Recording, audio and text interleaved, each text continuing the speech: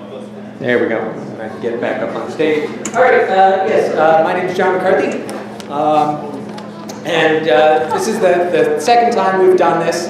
We did this 2 years ago in Plattsburgh, and I think people really enjoyed it. We talked about what it was like to be an author from the North Country, and so we're going to ask these guys a little bit about what it's like to be an author on Long Island. I don't know if there's a special experience to the whole thing. We do only have one microphone, so we're going to just sort of pass it around as we go. And I have a few questions for them, and after we do that, I'm actually sort of not being filmed right now. I really like watching myself on camera, so all day I'm kind of a narcissist. I don't usually like going on after someone that good, but I'm a psychologist, so I'll fiddle with yourself, speak later. Anyway, so what we're going to do, I made the mistake of not printing out the introduction, so I'm going to put them on the spot right away and let them introduce themselves. All right, so we'll go down the road. Okay, I'm John Krahn. We're going to keep it short. John, really. Thank you, Library Trustees, for having us here. And thank you, John McCarthy, for finding us on Facebook. Thank you, John. I'm John Krahn.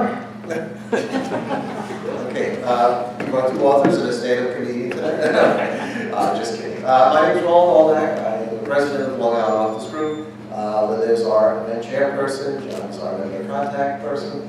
So we're very happy to be here. We're very happy for the invitation. We really appreciate it. And we're very happy to meet all of you. So we're all authors. We've been published multiple times in our books. So I'll leave it at that and pass it on. You know, I just wanted to say, I just couldn't let this go by like this, that we really feel, as members of the community and as patrons of libraries, that what we do can help libraries. Because if you didn't have authors, you would have books. So for libraries to encourage their patrons to develop the art of writing and to encourage that and instill that and make opportunity for that, really, I think, goes hand in glove with what libraries are and what libraries do. And I'm John Krahn. All right. So one of the things I've always found about writers is that I've never found a writer who doesn't love libraries. Okay, so my first question is, tell us about your first library. What do you remember about it? Was there anything about it that influenced your decision to write? I grew up in a town called Fork, Maryland. There was a fork in the road, and they named the town after the fork. So my recollection of libraries was almost nil as a kid. So I'm going to have to pass this on to them.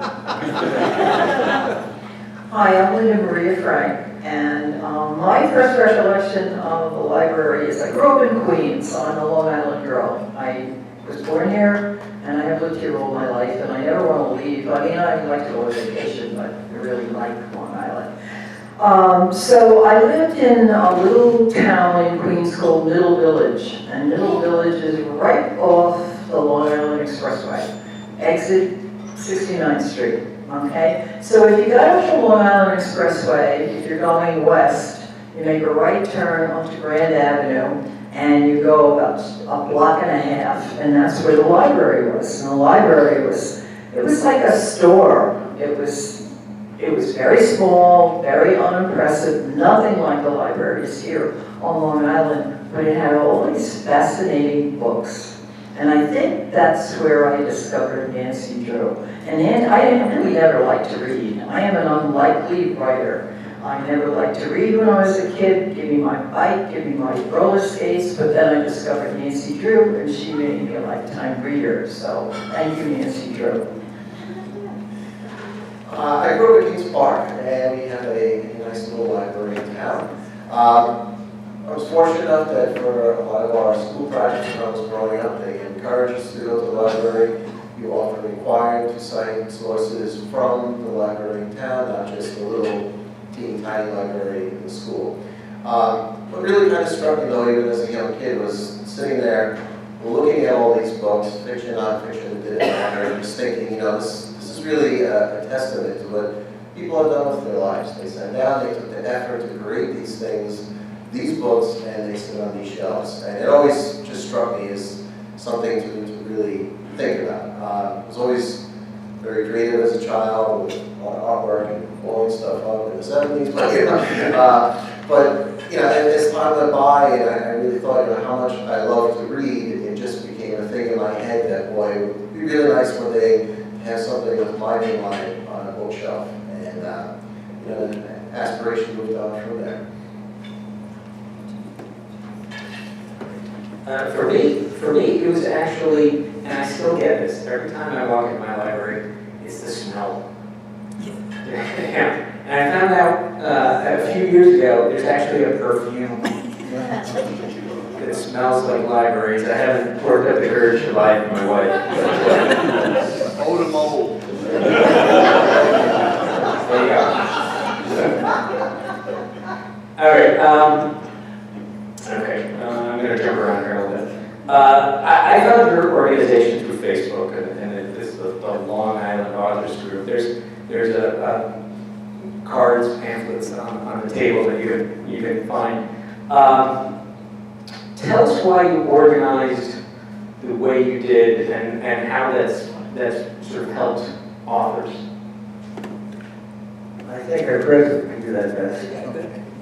All right, thank you. Well, our group started 10 years ago, incorporated, and that's when the clock really started on this thing. What we really wanted to do, we represent 60+ authors now. The big challenge in the island is for authors to try to get out and get their books in front of readers.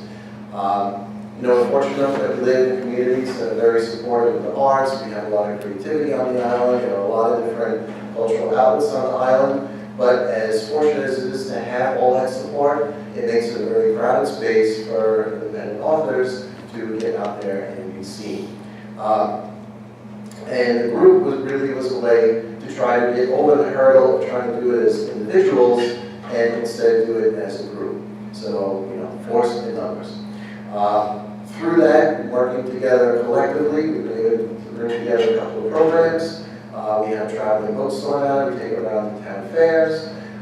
We have our presentation catalog, we have our Facebook page.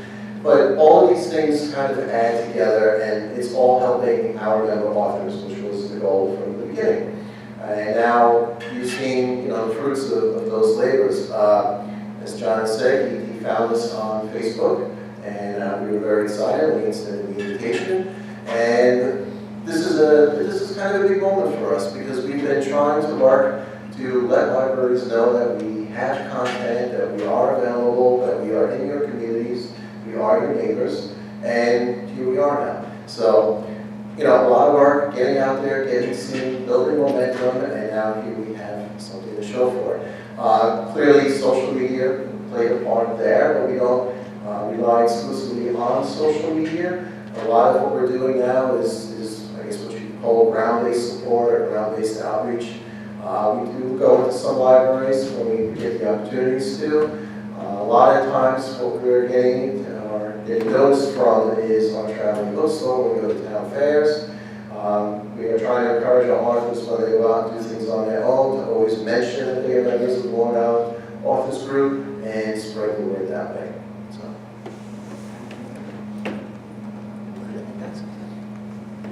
One of the brochures is on presentations. There are 16 of us that have developed 1 or 2 hour programs that many of our libraries contact us and we become part of your adult programming. And that's something that I think you're always looking for creative things. And each of us presents something different, and you can look at the 16 and find out which 1 or 2 or 3 might be most interesting for your patrons. And so that's one of the things that we feel that we can make a service to the communities and to the libraries by being part of that and presenting that. You know, civilizations are defined by their stories, and authors are the storytellers. So perhaps in your own libraries, what you can develop is your local storytellers. And perhaps you can feature one of the authors, one of your local authors each month, and just call it storytelling and encourage the people who come to tell their stories as well. And to sort of second that idea in that most of the authors that I know that are local to where I am, they're more than willing to come in at any time and you know, to put on a show, and because you know they love to share their work. Okay, a couple more personal questions here. All right, there's a quote by A. Edward Norton that I found today on Instagram. The buying of more books than one can read is nothing less than the soul reaching toward infinity, which suggests that I'm having something of an existential crisis given how many books I got on my nightstand. What is currently on your nightstand? My books. I like to read John Krahn, who doesn't, okay? Some are better, some are worse. I generally like to read the ones that are worse because it makes me feel better. But I would say Grisham. I read a lot of nonfiction, okay? Just who I am. I write nonfiction.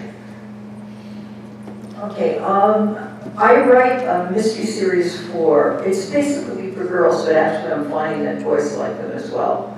And one of the things that inspired me to write this series was that I wanted to show girls as strong and clever and able to take care of themselves and figure things out. And I also wanted to create the perfect boyfriend who is a friend as well as a boyfriend. So this kind of came out of the fact that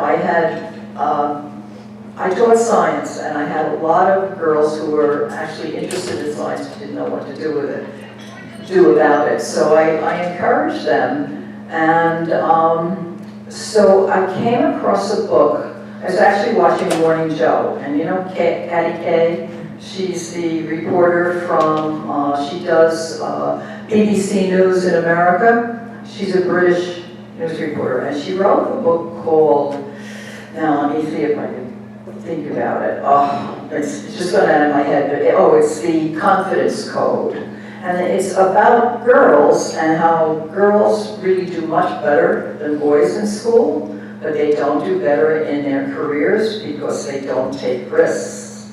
And what she was investigating was the culture that prevents them from taking risks because they want to be perfect. So that's the book that's on my bedstand.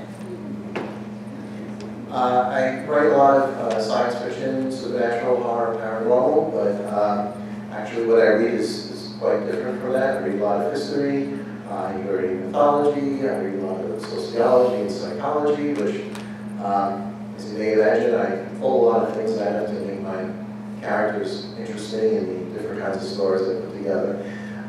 Recently I finished reading Phillips and Bartle's The Lucifer Effect about the Stanford prison experiment and the prison abuses at Abu Ghraib, which was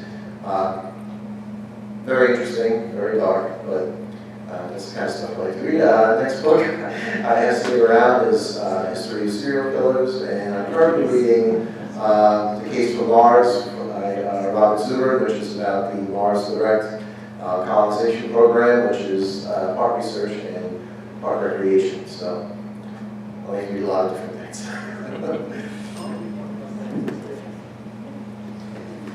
All right, John, you're a pastor for nearly 50 years. What book, other than the good one, have you recommended most to members of your flock? You know what I'm going to say, right? You're right. My own. Not that mine are the best, hopefully not the worst, right? But they're mine, and they're things that I found that were helpful. For instance, one of the books deals with taking churches that are struggling and it's called From Surviving to Thriving, a Practical Guide to Revitalize Your Church.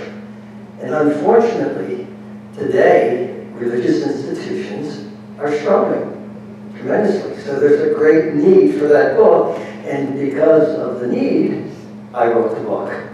And so I believe in it, the things that I put together. Who bought it? See? There's one wise person in this room. You know, there's one in every crowd, and I'm glad that you're the one.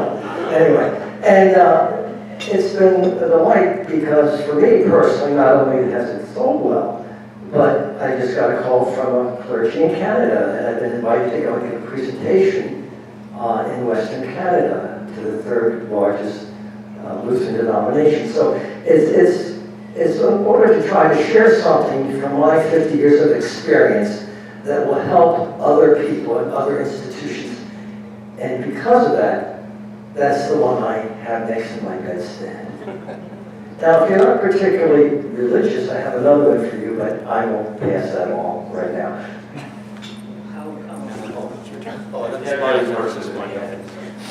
Linda's next. Linda's a member of the Mystery Writers of America. Have you been up to the Albany conference? Not yet, no. Not yet, okay. I'm right outside Albany. And I was president of my board when we were having our 100th anniversary. And we were lucky enough to, that summer, to get both Sue Grafton and Tess Garrison to come into our library. And because they were at the Mystery Writers Conference. And we got them for like $100 a piece. And I was the president, so I was like, all right, I'm going to go meet them individually. And one of the things Sue Grafton told us in her talk was that at a certain point, before she started writing mysteries, was that she had been spending so much time fantasizing about ways to kill her husband that she figured she should either do something about it or write about it. So her ex-husband is still alive, I hear.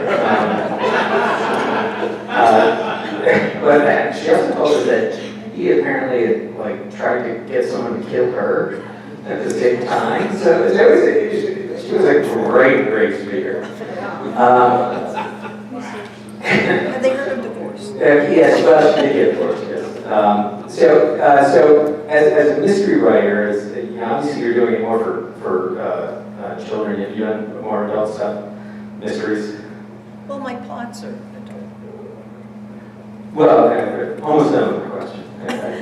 I don't like giving away my phone. So presumably there are things you Googled that you might not want law enforcement to know about. What things did you search for research purposes that make you a little nervous about people knowing? Well, I'll tell you one thing that happened that was a little surprising to me. I was doing a workshop for actually little kids about piracy.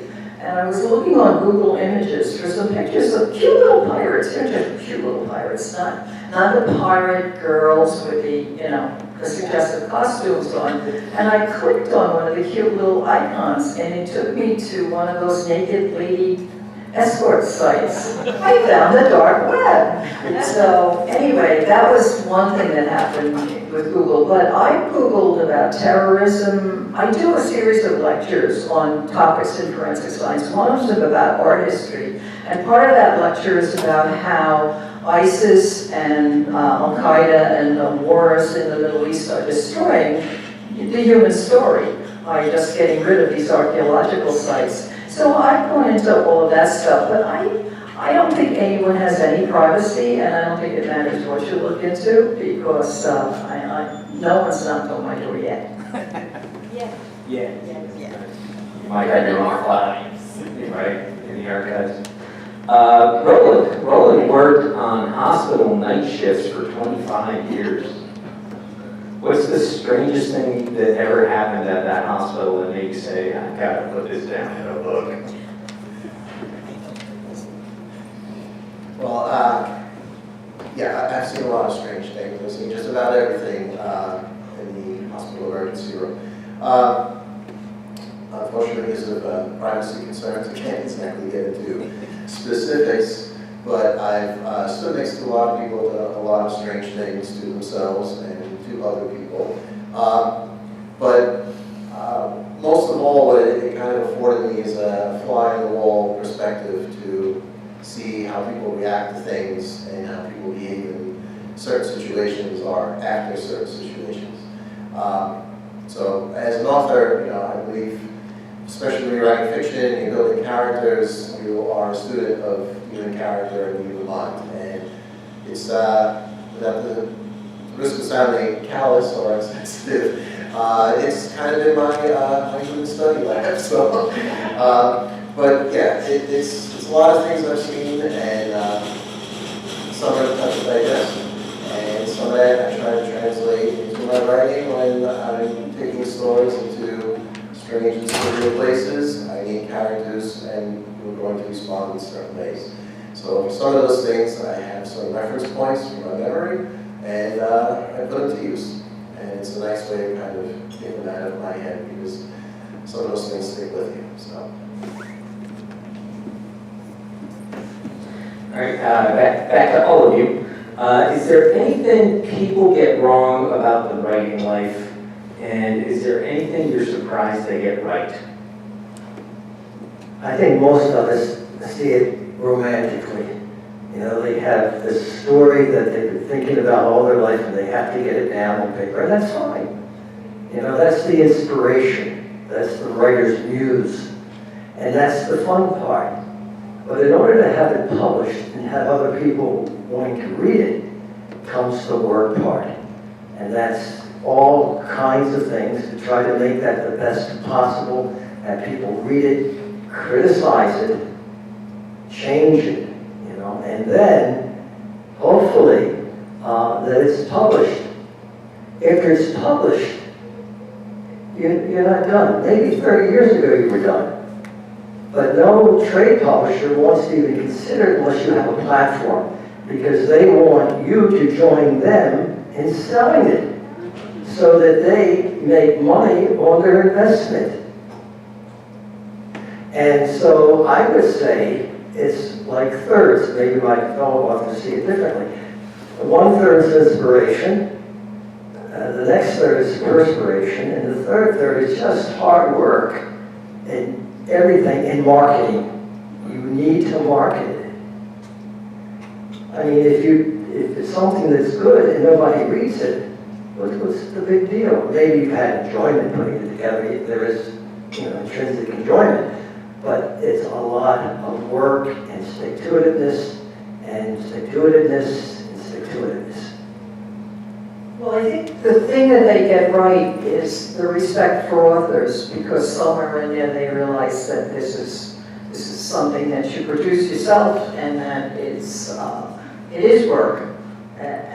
But what they don't understand is, pretty much to John's point, is the marketing aspect. Even if you traditionally publish today, unless you're famous, the 5 publishing houses that are left, they don't devote a lot of their money to marketing your book. So this is why we do what we do, because it's the marketing end. I gave a workshop in self-publishing for a while, and I would do it in either a library or a bookstore, and I would just go, look at all of these books, look at all of these books. How many of each one of these books do you think is sold every day?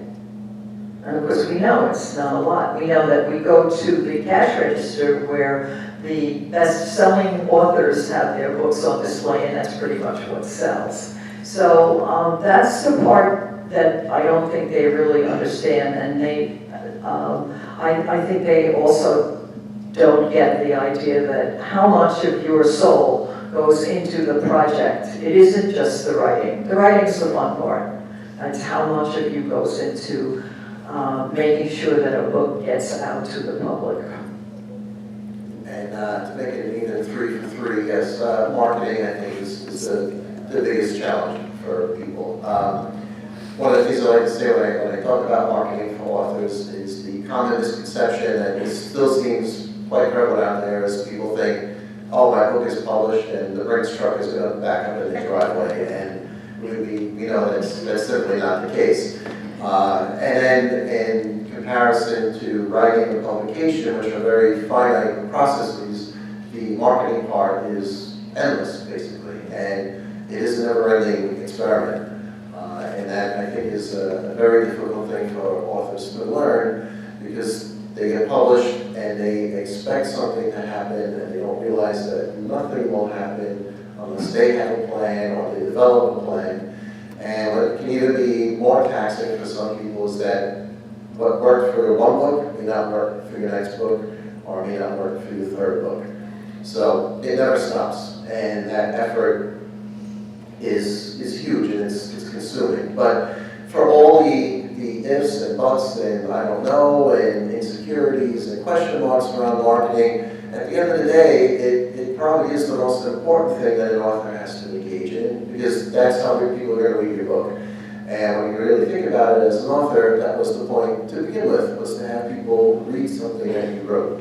You felt you had something worth sharing, you went through the effort to put it in a book, now comes the marketing. So, if nothing else, to justify that effort to yourself, you have to put the marketing part into it. One other thing I'd like to add to it is that I always tell people who are interested in writing a book that they must make the internet their best friend, because there's so much in the way of resources there, but in a way it becomes your worst friend, because there's so much there that you can do that you can drive yourself nuts just trying to figure out what to do, which ones to do, and then trying them all and finding the ones that are successful. Just one more point. I read that the average self-published book sells 250 copies if you have a big family. Having said what all of this said and agreed on, it's a creative experience. I mean, somebody can paint a painting that nobody's going to buy, but they have the intrinsic joy of painting that painting. And they might be pretty good at it. All right? So as a creative experience, even if someone goes, writes the book, their best effort, they go and create space, they have it published for next to nothing or nothing, that they do all the work that a normal publisher does themselves, and they come out with something that they're proud of, and they give it to their friends and their family, and it's the family history, or when mama came over from Sweden, or whatever. In and of itself is a noble thing to do, and a creative thing to do, and a good thing to do. My mom came over from Buffalo, so it's always a good story, but okay. How do you? That's sort of a little bit of an interesting marketing situation. My first book. I say my first, but I only have one out there right now. But it is currently my first, and it will always be my first, I suppose. My book is called Bad Habits. Okay, and I put it on. It's on. Go buy it. It's on Amazon. The ebook version is only 99 cents, so go for it. So the title is Bad Habits. My name is John McCarthy.